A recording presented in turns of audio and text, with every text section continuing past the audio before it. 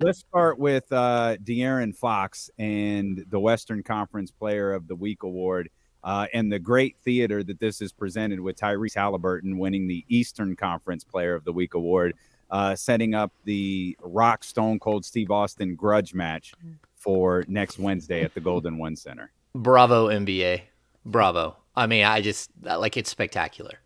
First of all, De'Aaron Fox this was the fourth time he was a finalist already this season, the fourth out of 5 weeks that he was a finalist for the Western Conference Player of the Week. It was well-deserved. I know some people are showing Steph's stats and saying he went 3-0.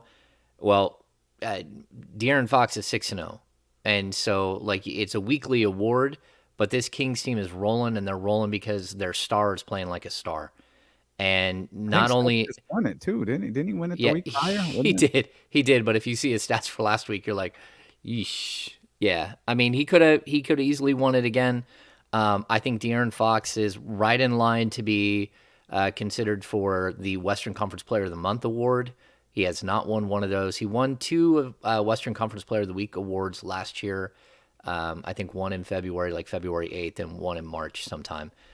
So he is a guy that is on the radar. But what we're seeing here is a kid who's been basically one of the top 4 or 5 players in the Western Conference every week this season except for one.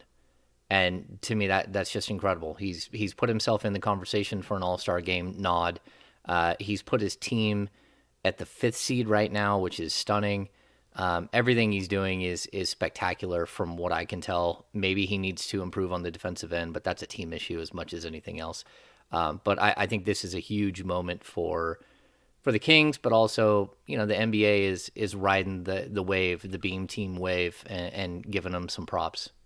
Yeah, no doubt about that. And I think about De'Aaron Fox and the way he's played this year, and it seems like there's different energy, different emotion that he's playing with. And James, you kind of talk to these guys in the locker room and see that. What do you attribute that to? Is he is he driven by the haters? Is he driven by negative comments? Does he want to prove to people who he is, and that's what's kind of pushing him right now? Or I know first and foremost he wants to win and be the best player he can, but does he hear all that stuff, and is he letting that be motivation to the way he's been come out playing this year? When it comes to Fox, I really do just believe this is the perfect moment in time for him as a person, as a player. Mike Brown is a perfect coach. We got a kid who just got married. Everything in life is kind of going the right way. He just took a big step up and joined Clutch. Not to disparage his Chris Gaston and what he's done for Fox, but Clutch is a place where you go and you get a big shoe deal. It's a place where you go and you get a commercial. That's what you're doing when you go to an organization like that. Like, he's having a moment here, and it's fun to watch. I mean, we're watching a kid mature and become the player he should be. And, everyone takes that step at a different time. And some people, they just miss it, right? They just, it should have happened here. It should have happened here. And then they get to the end of their career and they're still the player that that they became and not the player you hoped that they would be. I think Fox just shown us that, he's ready to take this next step, and that he's on a path. And I don't know all of the reasons why it's happened this way, but again, give a big amount of credit for Mike Brown for being a perfect coach for the kid, and then Monty McNair building a team around him that actually makes sense. This team makes so much sense. And, there's still a piece or two away, but you see the piece or two where a lot of times you're looking and saying, man, this team needs 2 or 3 more pieces. I don't know what they are, but they need 2 or 3. We know exactly what this team needs. And, it's a tribute to everybody involved here that's done a really good job of piecing this thing together. Just a quick mention, KC. It is a 49ers game day. We've got 49ers coming up tonight against the Arizona Cardinals in Mexico City, presented by Lasher's Elk Grove Dodge and the Elk Grove Auto Mall, or online at elkgrovedodge.com. James, Kenny pointed out a tweet, Kenny pointed out a quote from De'Aaron last night talking about he feels like he can get any shot he wants right now. And It's a very accurate statement, especially when you look at the last 2 games that he's had. But he seems to be playing with a high level of confidence. And this feels like it's different by the player. But for De'Aaron specifically, what do you think came first? Confidence headed into the season, or is his current play dictating his level of confidence? Yeah, I think his current play is dictating the level of confidence. And I'll tell you, like when he said that statement, it sounds cocky, it sounds arrogant, which is something like he was always Sounds right, cocky. too. Yeah, as a young kid, I totally. That's the deal. It sounds right. And my son had flicked on the Spurs game, the Kings Spurs game, and I was just watching back. You know how many open shots they get? It doesn't even matter who they're playing. They are getting so many open looks. And so when Fox says that, sure, like is he hitting, is the level of difficulty hard on some of his shots? Yes, but like when he's shooting a wide open three, he's at like 48%. And he just needs to keep doing that as opposed to dribbling and shooting, like shooting off the dribble with his perimeter shot, which is around like 26%.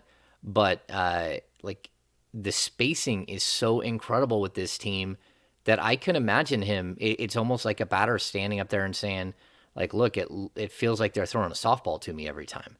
Because when he's looking and like going in and out and like dicing teams up, that's because his teammates are creating this amazing amount of space, and they're all doing it in their own way. So Sabonis is, setting these mean picks all over the court, and the dribble handoff, him and Herter are like 1 and 2 in the league and DHOs.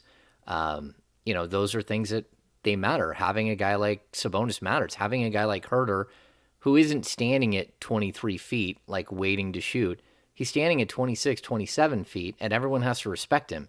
And you see him, he just keeps stepping out further. And his guy keeps going out further with him. And so I'll tell you, you go back and watch these games, there are like half of their shots are wide open. Malik Monk. How in the world is Malik Monk, who's a 40% or 39% shooter for his career from three, how does he get so wide open? And it's because the offense is humming, and that's what this team looks like right now. Yeah, to go back on the Fox point as well, we talk about the confidence he's playing with. I think a lot of that goes, and I'm a big believer in this, goes back to he put in the work. He's that confidence was born in June, July, being on the honeymoon with Luke Louds, things of that nature. That was a funny sentence. And his wife, by the way. Okay. Fox's wife, not Luke Louds' wife. But that's you put in that work, and you get to October, and you're like, I'm as prepared as anything is anybody could ever be for this. I'm ready to go. I say it all the time when I talk to the kids. It's like a test in school. If you didn't study, if you crammed, 2 hours before, and that test gets put in front of you, you're not going to be confident. You got to get personal. You're not going to be confident, right? But if you studied and you did your work before, all the days and weeks leading up to it, I put anything in front of me. It doesn't matter.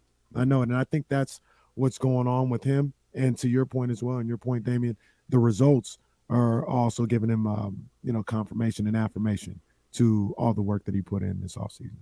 Yeah, there's just a zen to his play. You're just watching him. He just looks calm. He looks relaxed. He knows exactly what he wants to do. That play he had on Jaden Ivey, where he got Jaden Ivey backpedaling and he just abused him and then went for the tomahawk. It was just like, holy cow. Like, I want to see more of that.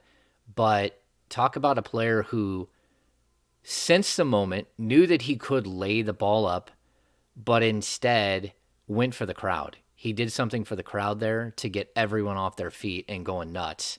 And like, hey, I'll help you out. You guys go ahead and carry us home. And like that type of play is something that he has kind of shied away from in the past.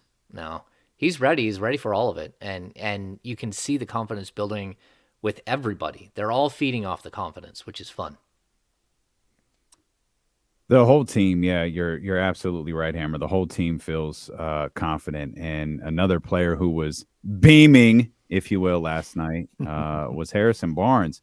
I think your report before the game maybe have flown under the radar just a little bit, but you had some of your people talking to you saying a day after the Athletic reported otherwise, that the Sacramento Kings are in fact not in trade discussions with anybody regarding Harrison Barnes, and he steps out and has his best game of the season, and now he seems to be a guy who is also playing with a tremendous level of confidence. He's got the most deadpan post-game press conferences, I think, in history, but he's strung together a really nice last couple of games here after you guys were criticizing him. I wasn't. You Wow. guys were. Wow. Yeah, I like fully believe that Harrison Barnes has turned a corner and he's back in the flow of it. I don't know what it was that had him like just searching early in the season, just like not knowing where he was supposed to fit in and almost overthinking it, which is not something that you would think from a guy who's a 10-year vet. But what we're seeing right now is just, it's crazy. He's up to 26.5% on his threes after, I think he shot 16% up to game 9. So, like, he's increasing that. His points per game have skyrocketed. The 27 points, 9 rebounds, 3 assists. His steal numbers have skyrocketed, which is not something he usually does. And even the last 6 games, he's been so incredibly, efficient as an offensive player. He's averaging 0.5 turnovers per game in that 6-game stretch. He's just not making mistakes. He's got 3 turnovers in 6 games. And, he's been aggressive. He's got a bunch of assists in that same amount of time. And it's almost like we're seeing the dominoes fall. Like one guy after another, all of a sudden is added into the mix and finding their place. And I think it's just a matter of time before everyone is kind of firing away. And, we've seen it. The 153-point game is one way to see it. But with Harrison specifically, we even got a little bit of a smile, late in it last night where, he talked about how the fans have been through it and he is happy to see them get to see some success, to have a team to cheer for that's consistent, that's not just leading them on and teasing them and then losing 9 in a row. It's one of those things where you're starting to see a guy figure out his place. And, from everything I've been hearing inside, the Kings are not talking about trading him at all. He is a guy that they don't know what's going to happen at the end of the season. They've had plenty of conversations with his people. They have an open line of communication with his people. But for right now, there's no extension coming that I've seen or anything else. But they certainly believe that he is he's 30 years old. He's got a ton of game left in him. And he's a player that means a ton more to that locker room and to the community than just the points and the assists and the rebounds and all that stuff. So I think everyone's happy to see him come back to be the player that he has been for this team for the last 4.5 years. But, I'm happy for him too, because you can feel sort of the weight lifted off his shoulders, where he doesn't feel like he's got to go up there and be the guy that has a conversation with the media after you just got your butt kicked again. It's a lot funner to go, a lot more fun to go walk up and, talk to the media when you just club somebody than it is when, you've lost 5 in a row and somebody's got to go out there and take the bullet. Hey, real quick, Casey, you said something that caught my attention right there.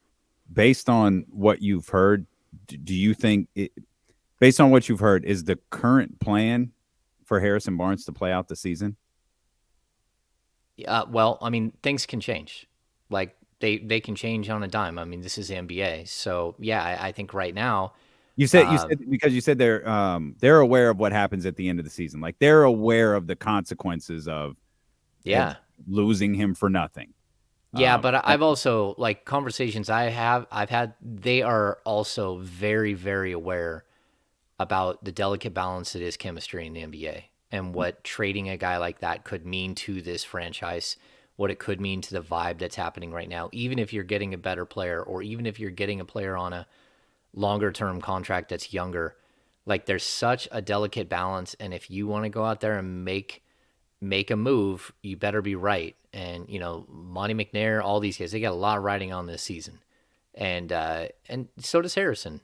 Like people forget, like this is a guy in a contract here. You don't expect a guy to shoot 16% from three for the first 10 games of the season when he's in a contract here. You expect him to all of a sudden show up, and by the end of the season, his numbers will be there. And then they have to decide what they're going to do. Now, like people are asking in the chatty house, if you read my story from today, which I posted just a little while ago, I don't think there's the same vibe going on with Rashawn Holmes. Like if they can find Rashawn Holmes a new home and a way to make this team better and sort of like add that extra piece that they need, like I think that they would listen. But there is this tightrope that you're walking with, trying to keep the team intact, trying to build, trying to even if you add pieces, like adding something that could bolster what you're already doing, not change the direction of what you're doing. Like there's a big difference between having another point guard like Tyrese Halliburton and having a big man like Domantas Sabonis. That move doesn't just trade two players. It changes out the entire identity of your team and allows you to do totally different things on the court. That's not what the Kings would be looking to do, in my opinion, at this point. Like they would, if they're going to make a move, it would be to, bring in pieces that help them and help do what they're doing, but fill some of the voids that they're lacking. Yeah. And that's the way I would go about it too. Obviously I'd like to have Rashawn here if it works out, but if there's a deal that helps them, you got to make that move. But with Harrison, like, yeah, you just kind of, I don't think there's a trade out there that would help you enough to move on from what you have in him right now. Like there's any trade, there's a trade out there, that, hey, Giannis, we don't know if we can re-sign him. We want to get Harrison Barnes. Yeah, sure. But, do it. But if you're talking, John Wall and Norman Powell, I'm just throwing random names out there. Like, nah, that's fine. I'll write this out with Harrison and see what I got with him this year. And now you got him playing really well and starting to get into the groove of things. We talked about it earlier in the season when he was struggling, Damian as well, is this team is better with a good Harrison Barnes, not swapping him out for KZ or Terrence Davis or something like that. Like this team is better with Harrison making it work, because not only is he that good of a ball player, but then it keeps everybody else in their specific roles and makes his team even deeper. Yeah, I totally agree. I mean, like I've never been a proponent of trading Harrison Barnes to trade Harrison Barnes. Like you're going to trade him because you feel like you're going to lose him for nothing. You're going to trade him because you get a better player or a younger player under a longer contract back in return. Like these are things that like we've talked about plenty of time, right? Like how do you make this team better? How do you keep improving? And I think losing Harrison Barnes has always been one of those things where you need more Harrison Barnes and not less. You need more players like him, more players are of that ilk in the league. And so, yeah, but on the Rashawn Holmes side, it's not that, I think Holmes is no longer an NBA player or that he's just a bad guy and you got to get rid of him. I don't think any of that. I just think that you now have so much depth. He's a pick and roll specialist. He's a guy that really loves to play in that style. You don't play that style at all. He doesn't fit the style of play that you are doing, this motion offense. He's not a passing big man. He's not the true rim protector. He cannot play alongside Sabonis, it doesn't seem like. And so for him, it's more like finding a place that makes sense for him and a player that makes sense for Sacramento in return. And he's already out of the lineup. He's already on the sidelines. And you already have Chimezie Metu and Alex Len and even Nemias Queta that can play that position as well. So even if you do a swap and you don't bring back a center, you bring back a power forward or a small forward that has shot blocking like capabilities, that would make a lot of sense for this team.